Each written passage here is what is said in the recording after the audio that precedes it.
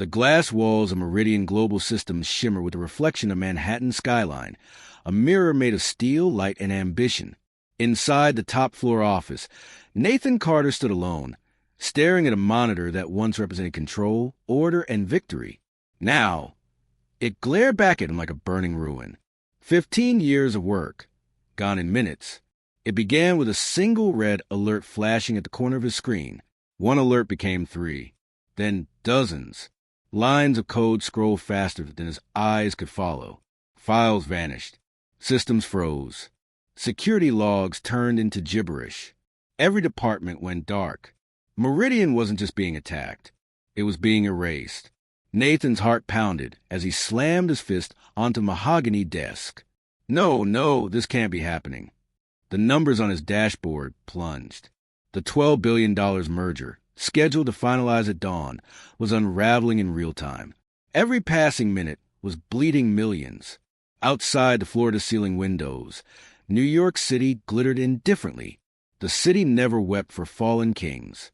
He dismissed his IT team hours ago when panic spread like a virus. He couldn't bear the sight of their terrified faces.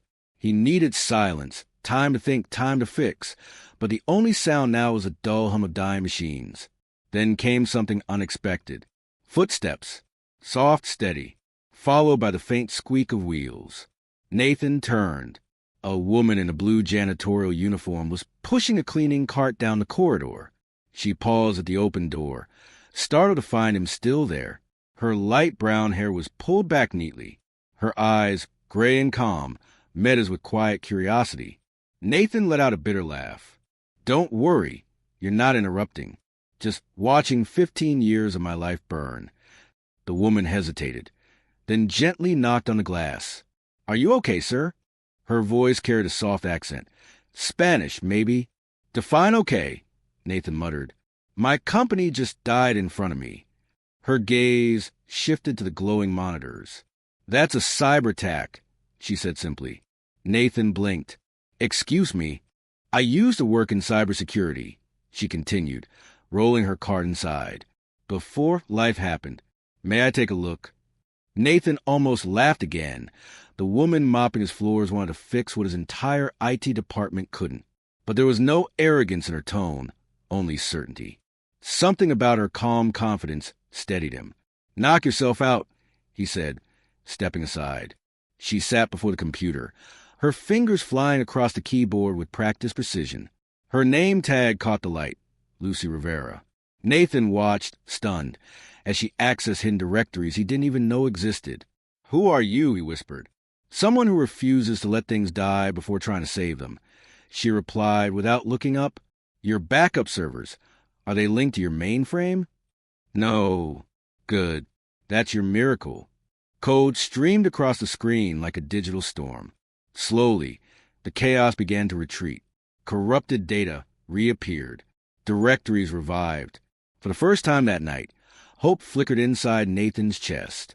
"I'll need full access," Lucy said. Nathan hesitated, then handed her his master key card. "You've got it. Don't make me regret this." She glanced up briefly. "I won't. But when this works, don't forget who was here." He smirked despite himself. "Deal." Together, they descended into the sub-basement, the heart of Meridian Global. The air was icy, vibrating with the hum of machines. Lucy surveyed the rows of servers like a doctor facing a dying patient. "We're bringing it back to life," she murmured. "But I need silence in 6 hours." "Done," Nathan said.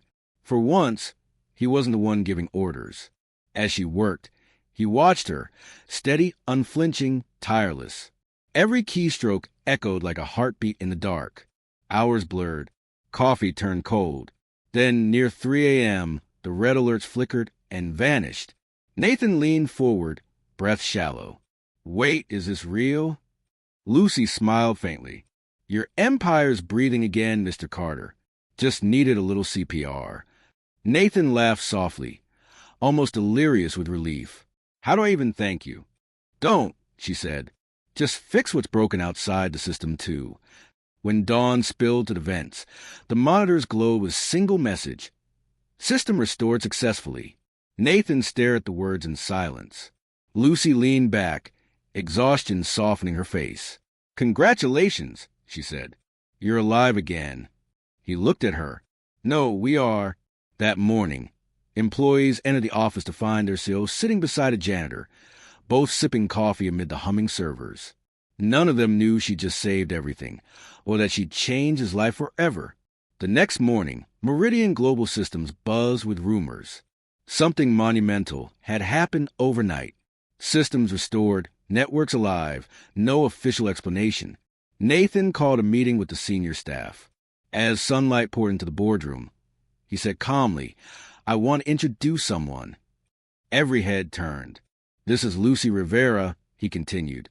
"Without her, none of this would exist right now." The room fell silent. Lucy, still in her blue uniform, kept her eyes lowered. Ryan Campbell, the chief technology officer, crossed his arms skeptically. "You're saying the janitor fixed what an entire department couldn't?" "That's exactly what I'm saying," Nathan replied, unflinching. "Starting today, Lucy will lead a new cybersecurity division. She answers directly to me." Murmurs rippled across the room. Ryan's jaw tightened, but he said nothing. After the meeting, he caught up with Nathan in the hallway. "You're trusting someone you barely know. That's a mistake." Nathan turned to him. "I know results when I see them. She earned this." That afternoon, Lucy arrived not as a cleaner, but as an engineer. Her new badge gleamed under the elevator lights. People who once ignored her now stepped aside. Nathan met her at the top floor, smiling. "Ready for round two?" "Always," she said. Her new office was small, but filled with the hum of potential. "Everything you need is here," Nathan told her. "And Lucy, thank you again." She smiled gently. "You don't need to thank me. Just don't lose faith when things get hard." He nodded. "I've already learned that from you." Weeks passed. Lucy rebuilt Meridian's digital infrastructure from the ground up.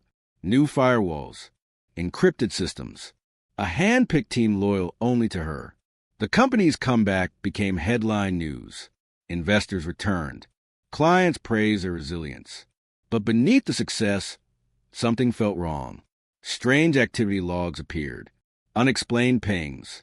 Encrypted signals to unknown servers. It was subtle but unmistakable.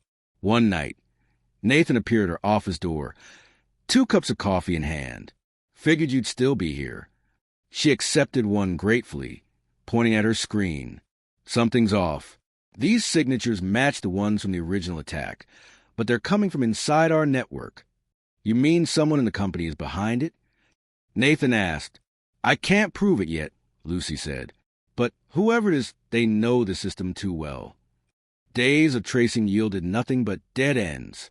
Then a single device stood out, one logging in late at night with administrative access.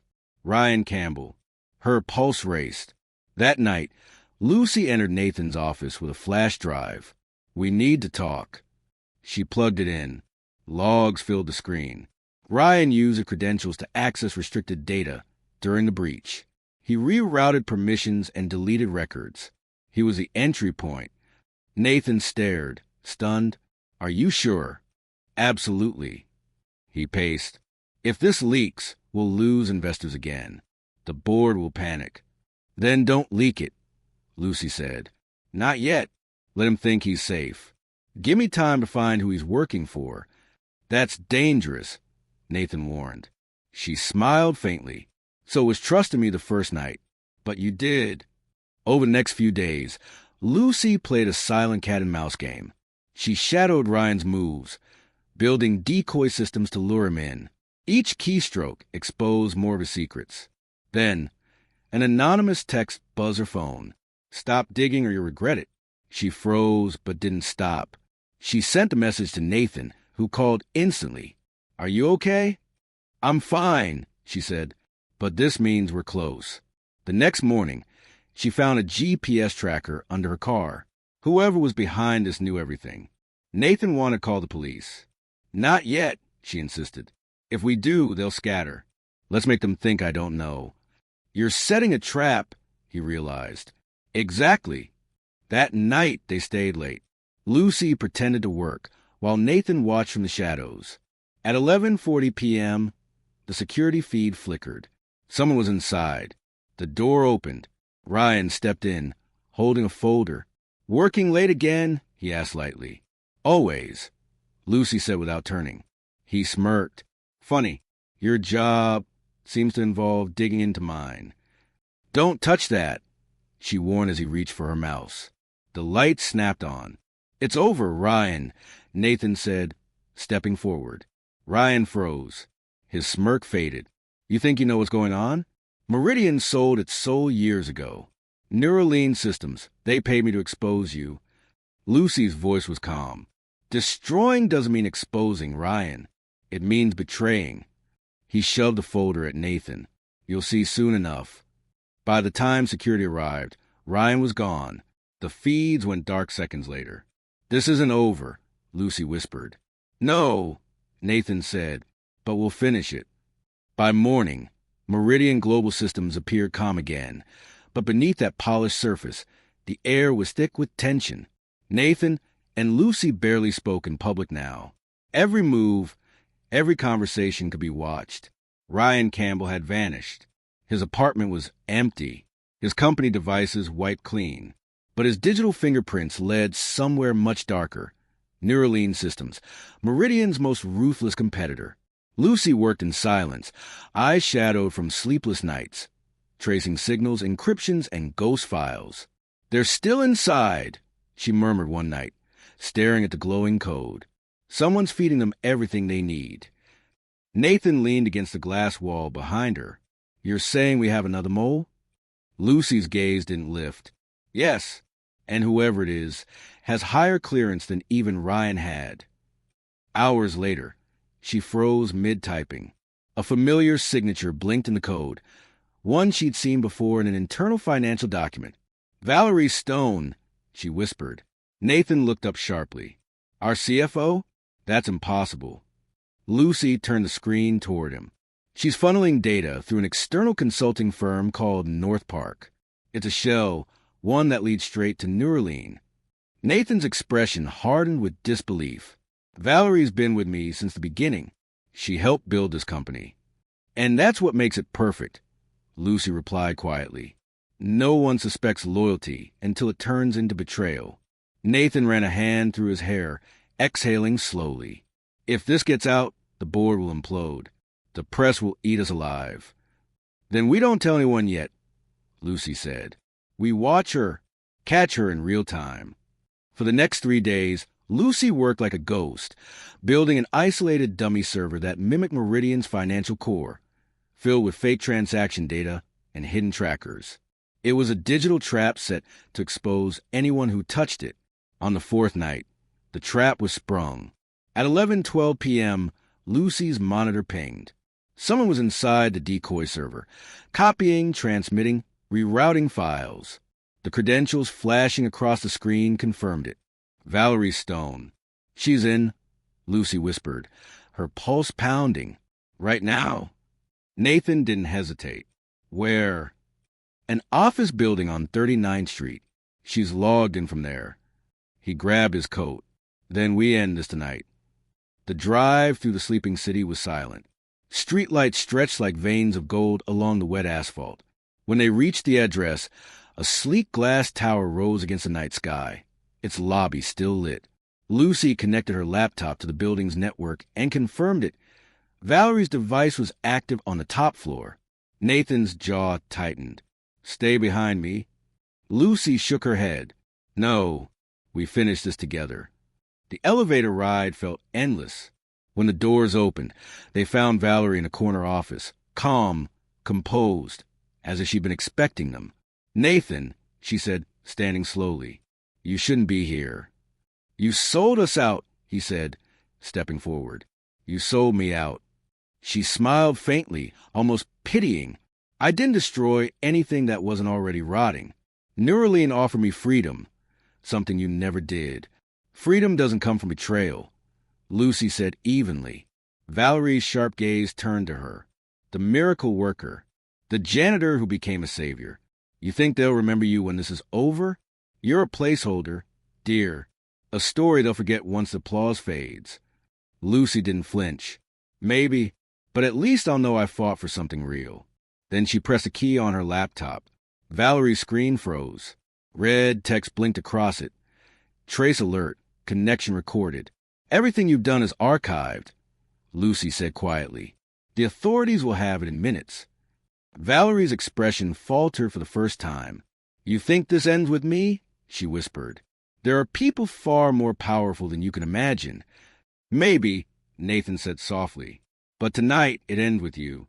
Moments later, federal agents, contacted by Nathan's legal team, entered the office. Valerie didn't resist.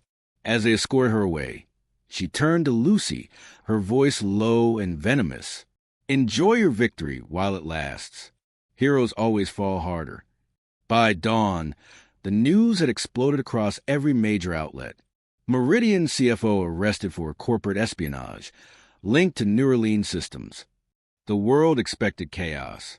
Instead, something remarkable happened. Public sympathy shifted toward Meridian. Investors praised their transparency. The company's shares soared overnight.